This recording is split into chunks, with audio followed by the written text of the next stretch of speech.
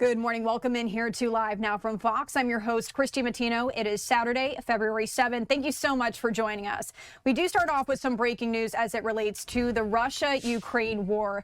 President Volodymyr Zelenskyy is saying the United States has given Ukraine and Russia a June deadline to reach a deal to end the nearly four-year war as Russian strikes on energy infrastructure forced nuclear power plants to cut output today.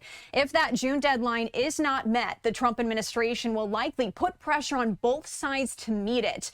Here's a quote from Zelenskyy. He said, "The Americans are proposing the parties end the war by the beginning of this summer and will probably put pressure on the parties precisely according to this schedule." He then goes on to say, "And they say that they want to do everything by June, and they will do everything to end the war, and they want a clear schedule of all events."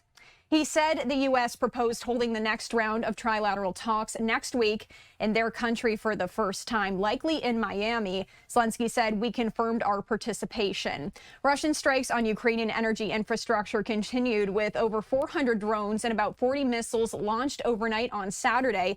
We do have a post there that I wanted to show you from Zelenskyy. Targets included the energy grid, generation facilities, and distribution networks. The state energy transmission operator said the attack was the second mass strike on energy infrastructure since the start of the year, forcing nuclear power plants to reduce output. 8 facilities in 8 regions came under attack. Now, as a result of missile strikes on key high-voltage substations that ensured the output of nuclear power units, all nuclear power plants in the territories under control were forced to reduce their load. That's according to a statement there. It said the power deficit in the country has increased significantly as a result of the attacks, forcing an extension of hourly power outages in all regions of Ukraine. This latest deadline follows U.S. brokered trilateral talks in Abu Dhabi that produced no breakthrough as both parties are holding on to mutually exclusive demands.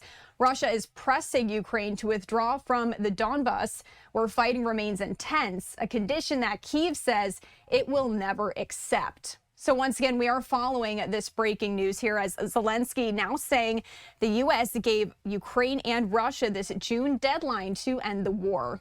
But I did want to provide some more context here because even as peace talks continue, Russia is escalating its air attacks on Ukraine. But on Friday, the Ukrainians may have pushed back with a daring assassination attempt on a high-ranking Russian general. Fox News senior foreign affairs correspondent Greg Palkett has more from London this morning.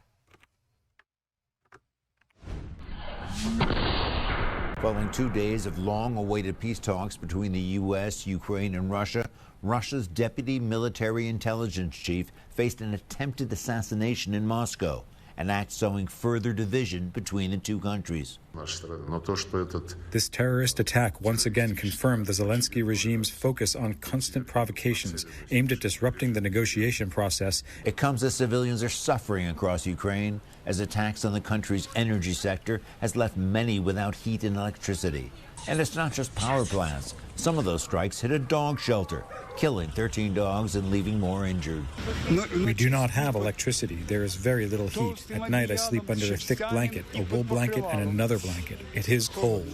Meanwhile, hundreds of prisoners were exchanged between the two countries on Friday, offering a sliver of hope for some. My husband's name is Ruslan. I waited for him to return from captivity for 3 years and 10 months, and today he is finally coming home. But hopes for peace? No breakthrough was reported in the talks brokered by the U.S.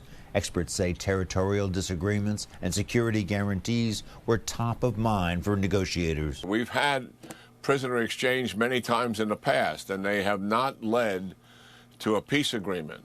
The last remaining nuclear treaty between the U.S. and Russia expired on Thursday. President Trump says he plans to replace it with a new one, which could, quote, last well into the future.